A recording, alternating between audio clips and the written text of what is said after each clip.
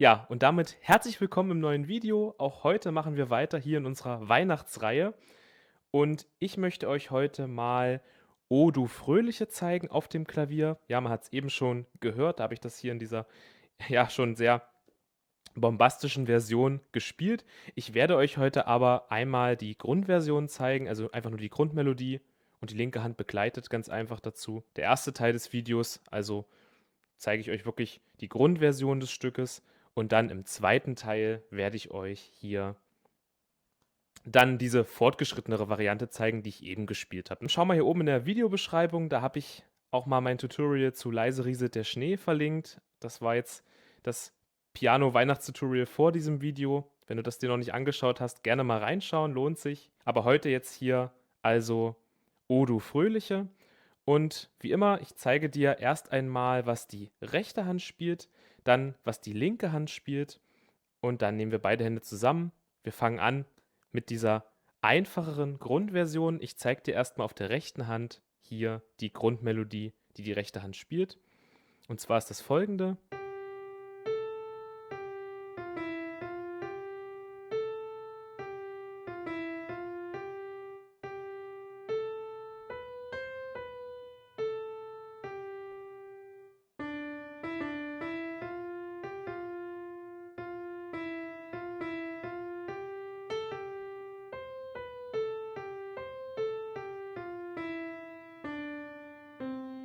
Bis dahin. Und das ist es schon, ne? Das ist hier das gesamte Stück. Grundsätzlich, ja, wir spielen das Ganze in C-Dur.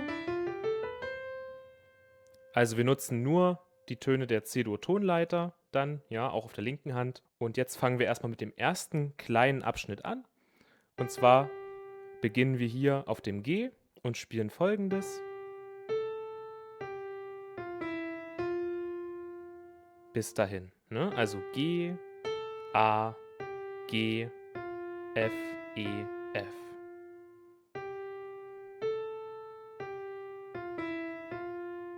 Auch in diesem Rhythmus, ja, das werde ich jetzt nicht noch mal alles im Detail sagen. Bitte hier immer, wenn ich spiele, dir das noch mal in Ruhe anhören, auf den Rhythmus auch achten, den ich spiele. Das ist ganz, ganz wichtig, dass wir nicht irgendwie sowas spielen, ja, irgendwie plötzlich schneller werden, sondern also wir achten hier wirklich auf den Rhythmus. Ja, die ersten 3 Töne spielen wir etwas langsamer und dann die letzten 3 etwas schneller. Ja, aber wie gesagt, das werde ich nicht bei jedem Abschnitt jetzt dazu sagen. Einfach bitte hier darauf achten, auch den Rhythmus so einzuhalten.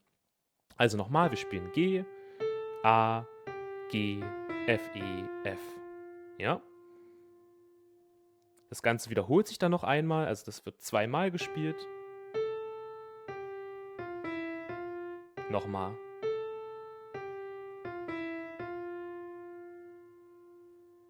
Okay. Kleiner Hinweis noch von mir: Fingerhaltung auch so zu empfehlen, ja, in dieser einfacheren Version. In der schwereren haben wir natürlich noch mal 'n ganz anderen Griff, aber in der Version hier wirklich, ja, Mittelfinger hier auf das G und dann die anderen Finger auf die jeweiligen umliegenden Tasten. Das wirst du gleich noch merken, ja, wenn wir hier ein bisschen 'n Sprung machen. Also, wir müssen hier so in der Position sein, damit wir nicht durcheinander kommen, damit wir wirklich auch hier oben hinkommen und auch hier unten hinkommen. Also, das einfach wirklich in Ruhe üben. Oft genug wiederholen. Erst wenn du das super spielen kannst, dann geht's zum nächsten über.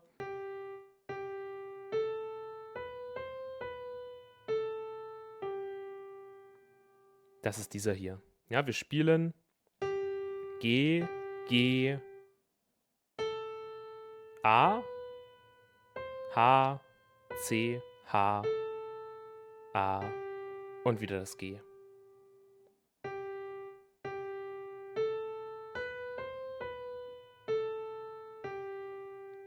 Also wir gehen einmal hier aufwärts und wieder abwärts und wieder, ja, achte auf den Rhythmus.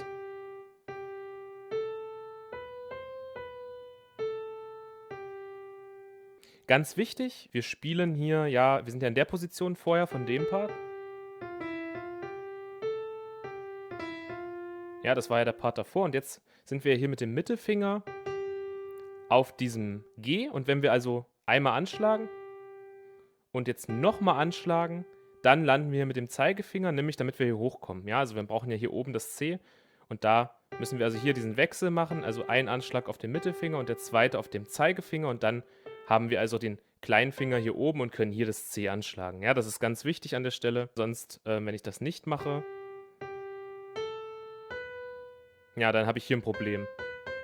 Und dann muss ich hier so einen blöden Sprung machen mit dem kleinen Finger und das ist nicht so schön, deswegen Wechsel und dann kommen wir hier hoch. Ja?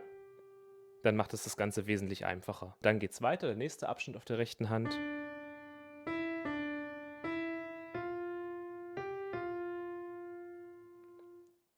Schluss, ne, bis hierhin. Also, wir springen dann wieder hier runter, ne? Wir waren jetzt hier. Und jetzt springen wir mit dem Daumen hier zum D, ja? Und spielen D, E, D, E, F, G, F.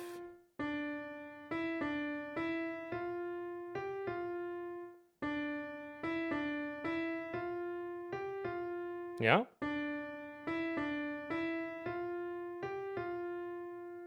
Dann der nächste Abschnitt. Die Hand bleibt genauso liegen. Wir spielen jetzt aber hier einen Ton höher, das E, und spielen genau dasselbe, genau dieselbe Melodie, bloß einen Ton höher. Genau dasselbe wie hier.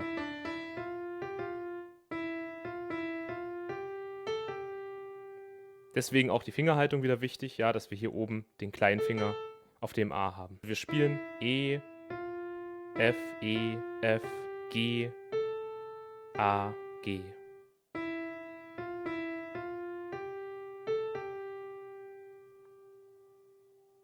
Mal beide Abschnitte zusammen auch gerne üben, ja, gerne auch wirklich diese Unterabschnitte miteinander verbinden.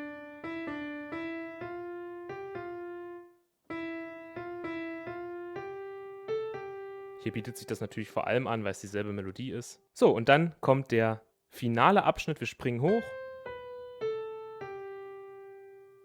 Bis dahin erstmal, ja.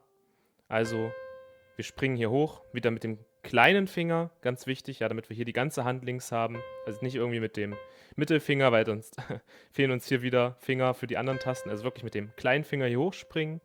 Und dann spielen wir C, H, A, G. Dann dasselbe nochmal, aber wir überspringen jetzt hier das H und gehen bis zum F runter. Ja, eben hatten wir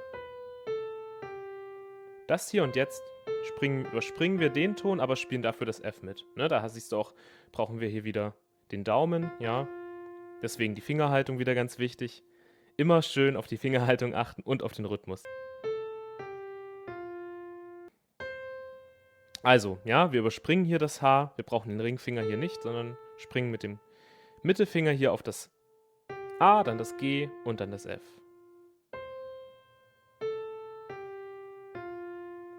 Ja, mal beides zusammen. Überspringen, bis zum F runtergehen. Ja, das sind die beiden Abschnitte, die kann man gerne mal zusammen üben. Und dann der letzte Abschnitt.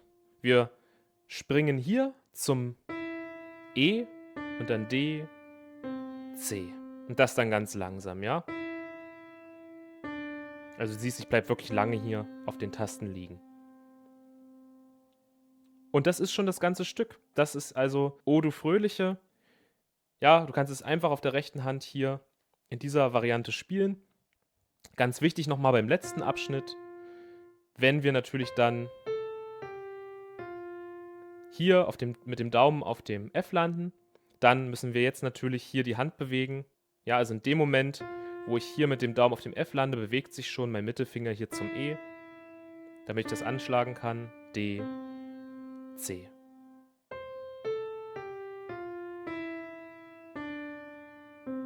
Ja, eventuell, wenn du noch nicht so oft so eine Stücke einstudiert hast, noch ganz neu am Klavier bist, Anfänger bist, dann musst du vielleicht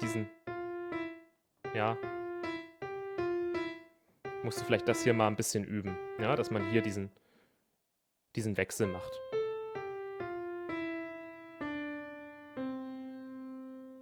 Ja, und das ist es schon. Das spielt hier die rechte Hand. Gehen wir jetzt zur linken Hand über. Ich spiele das jetzt mal mit der linken Hand vor.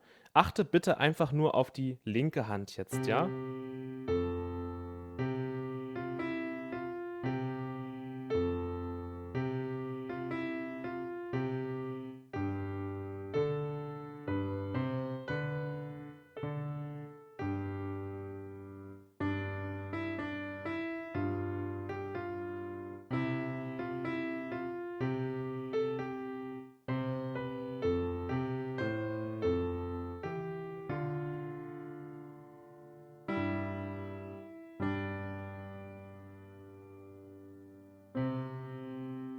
Jetzt habe ich hier mal eine längere Pause zum Schluss gemacht. Also siehst du, man kann auch mit Pausen hier eine gewisse Stimmung noch erzeugen.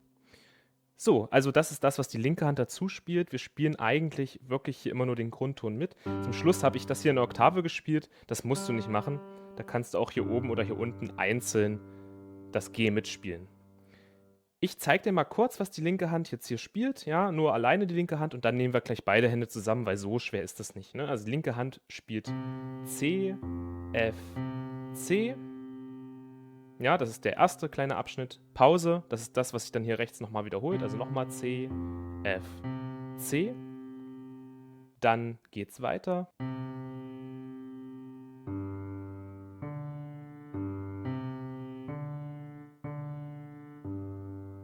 Das ist schon ein bisschen kniffliger. Also wir spielen C, G, dann hier das D und dann ganz schnell G, C, D, D, G. Ja?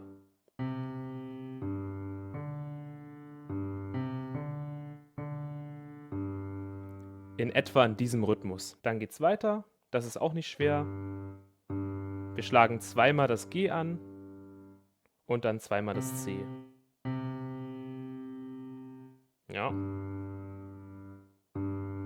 Und zwar in diesem Rhythmus. Und dann kommt der letzte Abschnitt der linken Hand und hier spielt die linke Hand wie folgt.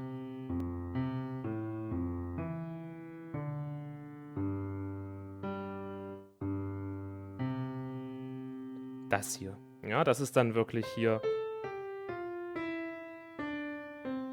dieser Part, ja. Okay, das ist also erstmal hier grob das, was die linke Hand spielt. Keine Sorge, wenn das jetzt noch irgendwie komisch klingt, alleine für sich. Wenn wir es mit der rechten Hand zusammennehmen, dann wird das auf jeden Fall klarer. Widmen wir uns jetzt beiden Händen. Ich spiele mal den ersten Unterabschnitt mit beiden Händen langsam vor.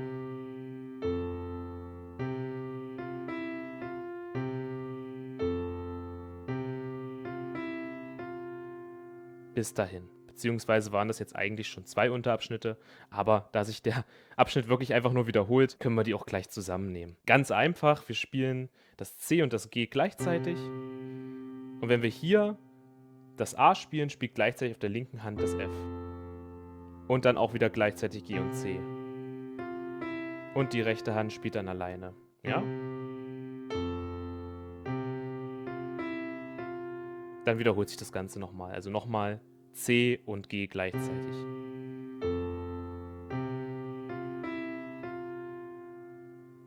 Immer gleichzeitig hier G und C, dann gleichzeitig das A und das F und dann wieder gleichzeitig das G und das C.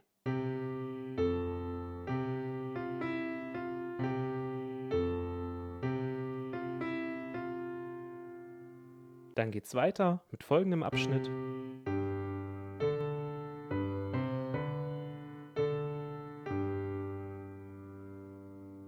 Also hier sind wir mit dem Mittelfinger auf dem G. Wir spielen also das G und das C gleichzeitig.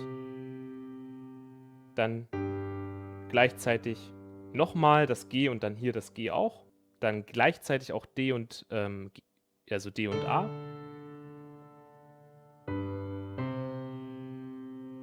Das auch alles gleichzeitig und dann springen wir hier zum D. Ich habe gerade gesehen, hier muss man einen kleinen Wechsel machen. Am besten du liegst so mit der Hand, ja, also dass du hier mit dem Zeigefinger auf der linken Hand das C spielst. Dann haben wir hier nämlich den Daumen, um hier das D mitzuspielen.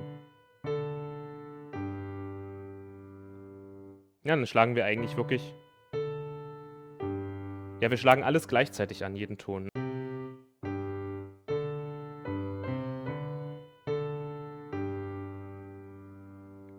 Das ist mal einer der seltenen Fälle, wo wir wirklich hier immer gleichzeitig die Töne anschlagen auf der rechten und linken Hand. Also nochmal langsam.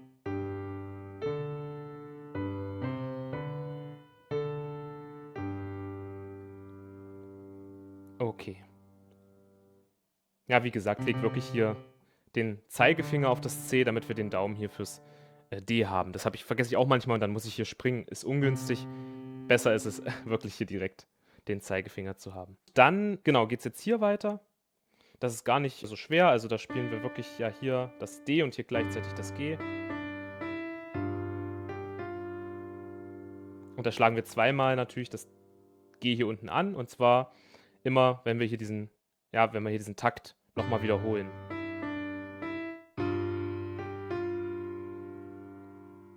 Also einmal hier auf dem D zusammen und dann auf dem F zusammen. Ja. Und das Ganze auch nochmal mit dem C, ne? Genau gleich, ja. Also E und C zusammen, dann rechte Hand alleine und dann G und C zusammen. Müssen wir jetzt, denke ich, nicht so oft wiederholen. Ist, glaube ich, selbsterklärend, ist gar nicht so schwer. Also ich wiederhole es noch einmal langsam. Beide Abschnitte.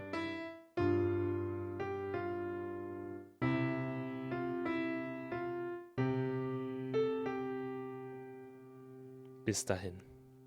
Gut, soweit das Ganze erstmal bitte wieder wiederholen, üben, ganz in Ruhe. Dir die Zeit nehmen, hier auch wirklich sauber beide Hände zusammenzuspielen.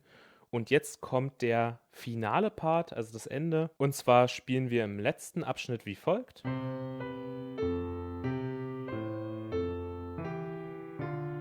Bis dahin erstmal. Also das war jetzt schon ein bisschen kniffliger. Hier muss man auch mal kurz zum Beispiel auf der linken Hand eine Pause machen.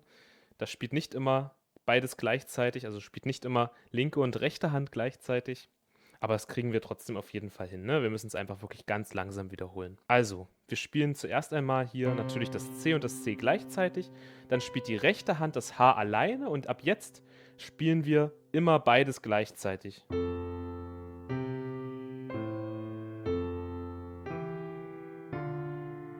Bis hierhin erstmal. Ja, also nur wenn wir hier auf dem H-Chord sind, da macht die linke Hand eine Pause und ab dann spielen wir hier immer beide Seiten gleichzeitig. Also beide Seiten schlagen gleichzeitig die Töne an, um es besser auszudrücken. Wenn du rechte und linke Hand einzeln gut geübt hast, dann sollte das jetzt für dich weniger schwierig sein. Ansonsten wirklich macht das Ganze ganz, ganz langsam, ja?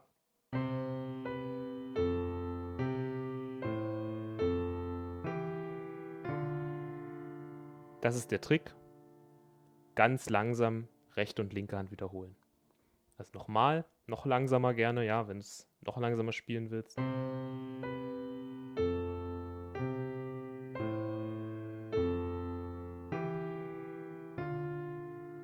Kannst du es auch gerne natürlich noch langsamer üben. Schneller klingt das dann wie folgt, ja. Da würde es dann so klingen. Ja, ist schon ein bisschen knifflig, also bitte in Ruhe wiederholen und jetzt erst weitergehen, wenn du das soweit kannst. Jetzt kommt noch der letzte Part. Du weißt, hier machen wir den Sprung auf der rechten Hand und dann spielt die linke Hand. Zweimal das G und einmal das C.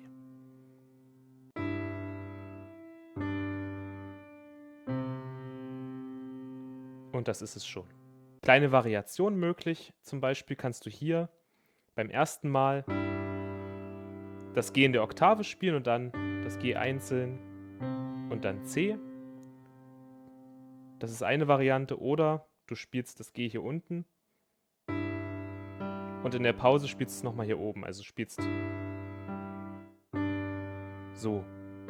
Ne? Also G hier unten gleichzeitig anschlagen, rechte Hand, dann spielt kurz die linke Hand das G nochmal hier oben.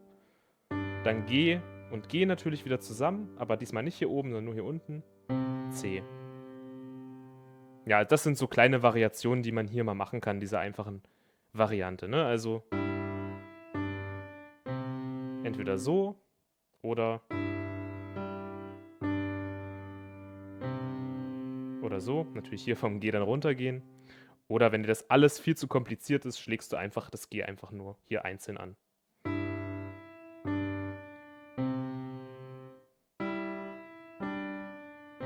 Du siehst, da ist es auch egal, ob ich das jetzt hier oben oder hier unten anschlage. Und das ist schon O du Fröhliche in der einfachen Version, in der Grundversion. Ich spiele noch einmal komplett hier alles vor. Also wir fangen beim G an.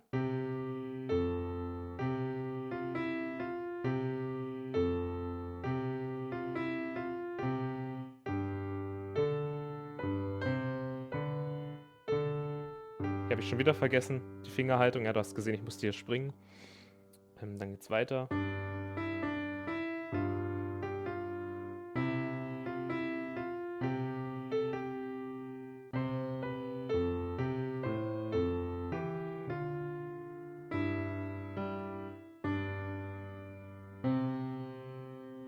Okay.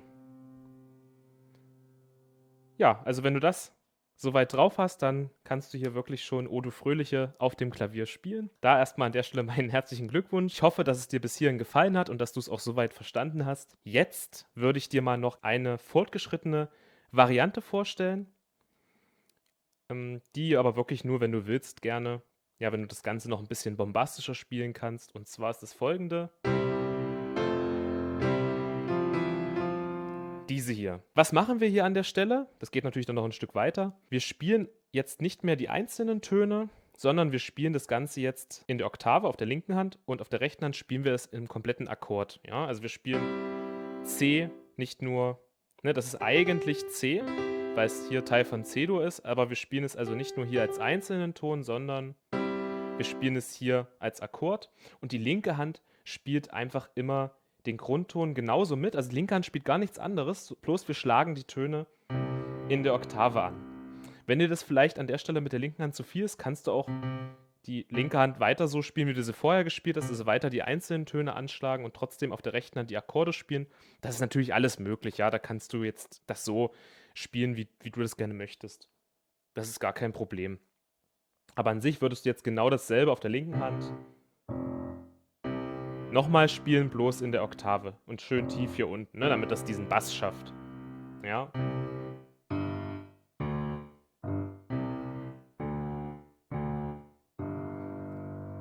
Also nochmal genau dasselbe, bloß in der Oktave. Das muss man natürlich üben, ja. Da muss man wirklich üben, hier auf der linken Hand diese ganzen Töne in der Oktave zu spielen. Ja, auch diese Sprünge hier, sowas hier, ja.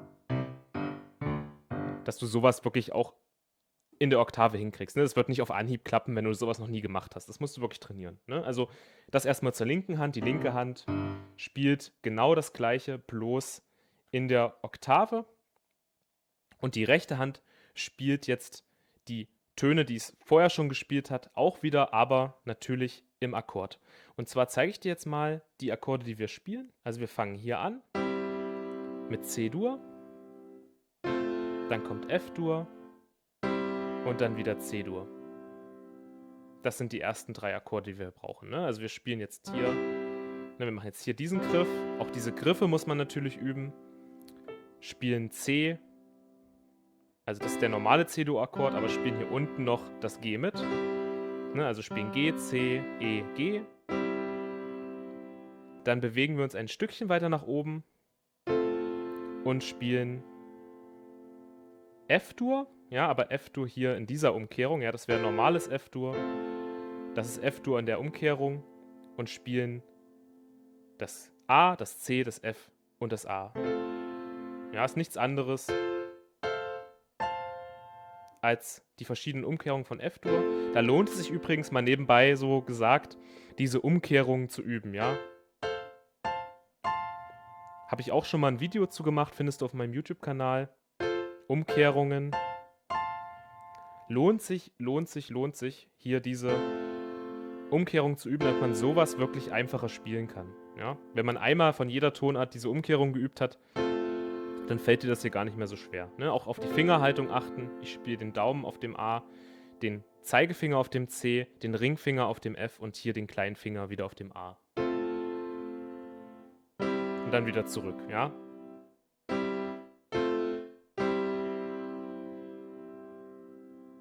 Das sind die ersten 3 Akkorde. Und ja, also das erstmal üben, das so anzuschlagen. Und dann spielen wir entweder so, also das hier einzeln, ja. Ne, das spielen wir jetzt nicht im Akkord. Oder wenn du ganz fortgeschritten bist, dann kannst du das hier auch in der Oktave spielen. Dann spielst du wie folgt. Spielst also hier das F und das E nochmal in der Oktave hier unten. Ich mache das sehr gerne, weil ich bin ja sowieso schon mit dem Daumen hier unten und mit dem kleinen Finger hier oben. Und jetzt ist es für mich gar nicht so schwer, diese Stufe hier nochmal runter zu gehen und wieder hoch, ja. Du kannst aber gerne das auch nur hier spielen, ja. Also auch nur hier auf dem Ringfinger und dem Mittelfinger. Das wiederholt sich.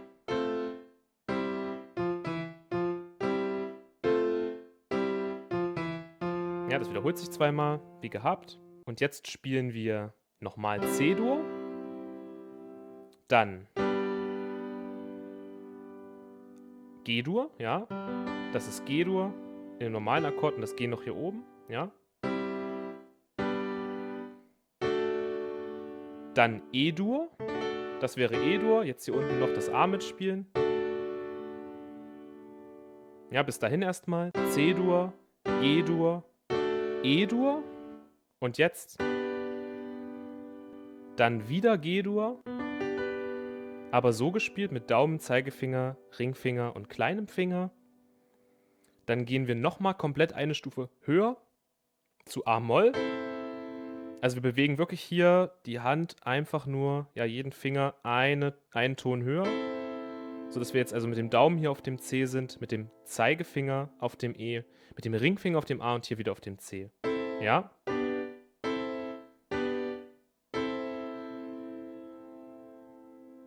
Ich wiederhole nochmal bis dahin.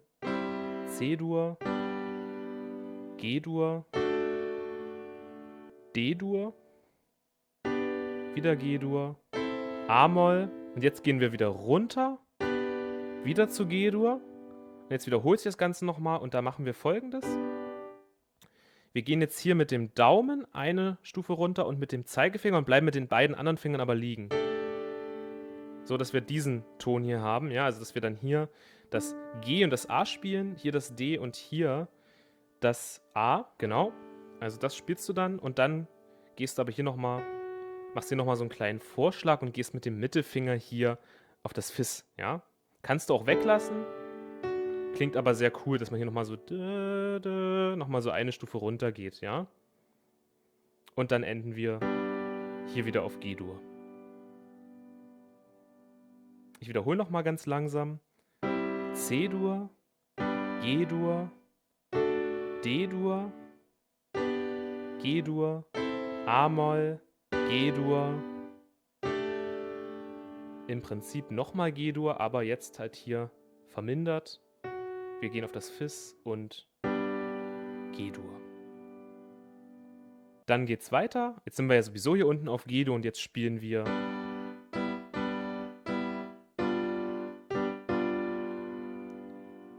G-Dur also so, ne? Vorher war das einzeln so und jetzt schlagen wir also G-Dur als Akkord an. Dann mit dem E, dann wieder mit dem D, wieder mit dem E und jetzt nehmen wir den vierten Finger mit dazu, spielen das F noch dazu und dann G, F, ja. Das ist also der erste Teil.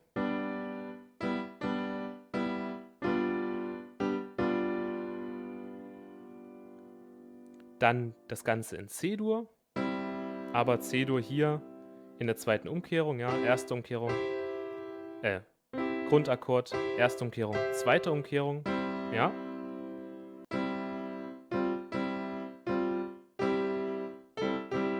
Und dann dieselbe Melodie, derselbe Rhythmus hier an der Stelle, also auch erst wieder nur diesen Dreiklang als Akkord, dann Sprung hier zum F, Sprung wieder zum E, zum F und dann nehmen wir hier auch wieder den vierten Ton mit dazu. Ja, dann spielen wir G, C, E, G, hoch zum A und wieder runter zum G. Hier muss man sich schon ganz schön strecken an der Stelle, ja, also hier muss man wirklich dann die Hand auch schon sehr, sehr weit spreizen. Wenn dir das hier zu schwer ist, also hier noch hochzukommen, kleiner Tipp, dann lass den unteren Ton hier einfach weg, dann lass den Daumen hier weg und beweg hier den Arm nach oben. Das klingt jetzt nur minimal anders, aber ja, es ist für die Hand ein bisschen angenehmer. Falls dir das hier, ja, du siehst, bei mir reicht das auch schon fast nicht. Es ist schon anstrengend, das hier noch mit hochzunehmen. Also du kannst auch gerne deine Hand hier nach oben bewegen, dann lässt du halt den Daumen hier unten weg. Das ist ja gar kein Problem. Das klingt ja kaum anders, ja, wenn du jetzt da irgendwie Schwierigkeiten haben solltest. Also ich wiederhole nochmal beide Abschnitte.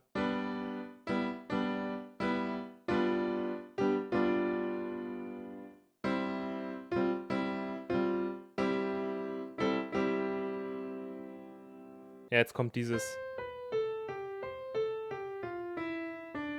Ja, aber das spielen wir jetzt wie folgt. C-Dur hier oben. Ja. Ganz normal. C-Dur im Grundakkord und hier oben das C mit. Dann schlagen wir das H einzeln an, spielen F-Dur.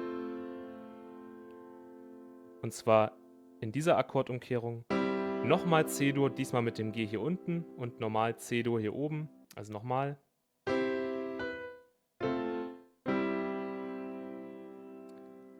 A-Moll, F-Dur, wieder C-Dur, D-Moll und C-Dur, G-Dur, C-Dur. Das ist dann die erste Umkehrung, genau. E, G und C. Okay, also nochmal langsam. C-Dur, dann einzeln das H, F-Dur, C-Dur, A-Moll, F-Dur, C-Dur, D-Moll, ja, wegen dem D hier, ne? Das wäre D-Moll. Wir spielen es so. Und dann C, G und C. Ne? Das hier ist C-Dur in der zweiten Umkehrung, dann kommt G-Dur im normalen Akkord, Grundakkord und dann kommt nochmal C-Dur in der ersten Umkehrung. Ja, und das ist also hier dann auf der rechten Hand die fortgeschrittenere Variante. Also du siehst, das ist natürlich schon knifflig. Ja, vielleicht ging dir das jetzt auch ein bisschen zu schnell. Ich empfehle dir wirklich, guck dir das Video nochmal in Ruhe an, pausier nochmal an den Stellen, schau dir in Ruhe an, wie ich das spiele. Es ist in der Theorie gar nicht so schwer. Ja, wir spielen dieselben Töne, wir spielen sie jetzt halt einfach nur als Akkord. Ja, wir spielen sie nicht mehr einzeln, sondern spielen den Akkord mit dazu. Die Schwierigkeit hierbei ist natürlich die Fingertechnik, ne? Also hier wirklich diese Griffe und auch diese Sprünge, ja. Ja, das ist hier die Schwierigkeit, einfach diese Sprünge hinzukriegen. Okay, ich spiele dir einmal hier diese komplette Version mal vor, mit der linken Hand zusammen. Also die linke Hand, habe ich ja gesagt, spielt gar nicht groß anders. Die spielt jetzt hier einfach die Grundtöne in der Oktave mit. Wir nehmen jetzt hier das Haltepedal mit dazu. Ja, beim Haltepedal, ganz wichtig, immer wenn wir hier, vor allem in der linken Hand, einen Wechsel machen, gehen wir kurz vom Haltepedal runter und wieder drauf. Ne? Immer wenn wir also einen Akkordsprung machen, würde ich dir empfehlen an der Stelle. Ja, und dann spiele ich es dir auch mal mit Haltepedal jetzt linke und rechte Hand vor.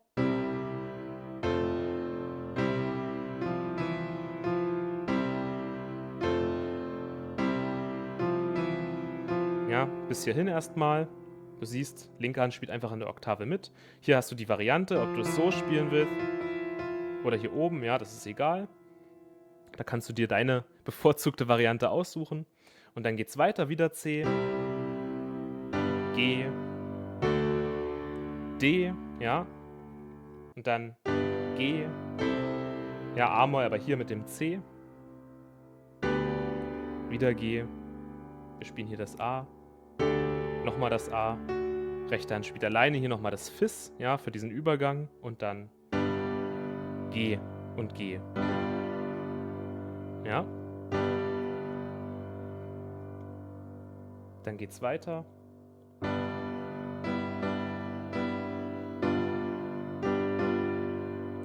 Genauso wie vorher. Auch hier wieder, die linke Hand spielt einfach in der Oktave mit. Ansonsten bleibt alles gleich. Was du an der Stelle machen kannst, du kannst auch Folgendes spielen.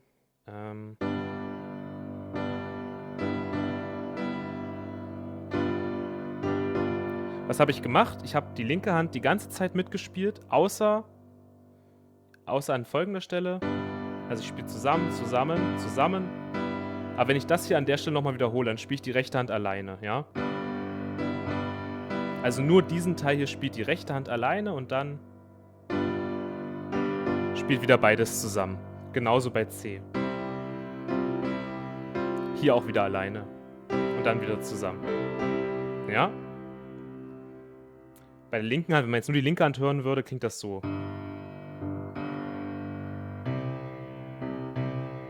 Ja, das ist also hier der Rhythmus. Das kannst du als Rhythmus mit einbinden oder ja, du lässt das ganz weg und spielst halt wirklich in der einfachen Variante wirklich nur zweimal mit. Ja, das kannst du dir aussuchen. Aber ich finde es ganz cool so, ne?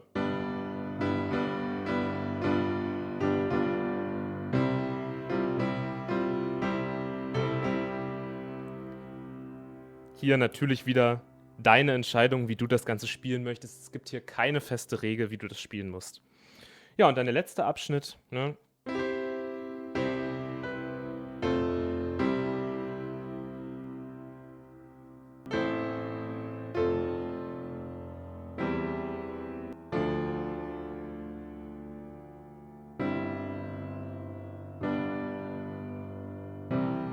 Spielt wirklich die linke Hand hier einfach die Oktaven, die Grundakkorde mit.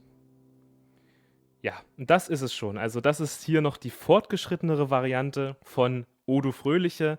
Ich habe das Ganze jetzt einfach mal in ein Video gepackt. Ich habe überlegt, ob ich wieder 2 Parts mache, aber ihr könnt ja auch wirklich erstmal nur den ersten Teil des Videos nehmen und den üben. Ja, also wirklich nur die einfache Version. Und wenn ihr dann Bock habt, wenn ihr noch mehr wollt, wenn ihr das Spiel noch bombastischer spielen wollt, euch das zutraut, dann nehmt euch noch diese fortgeschrittene Variante hier vor. Aber das ist es schon. Also das ist O du Fröhliche. Ich wünsche euch viel, viel Spaß damit, das zu üben. Probiert erstmal die einfache Variante und wie gesagt, wenn ihr dann noch Bock habt, traut euch auch mal an die fortgeschrittenere Variante dran. Also es macht wirklich Bock, das zu üben. Du lernst die Akkorde, die Akkordgriffe, du kannst das Stück dann auch noch bombastischer spielen. Also es lohnt sich auf jeden Fall hier, sich etwas hinzusetzen und das Ganze zu üben. Gut, aber dann soll es das erstmal gewesen sein für heute. Ich wünsche euch viel Spaß mit diesem Video. Wie immer, viel Spaß beim Üben. Noch eine wunderschöne Vorweihnachtszeit und wir sehen uns dann hoffentlich nächsten Montag wieder mit dem nächsten wunderschönen Weihnachtslied. Bis dahin.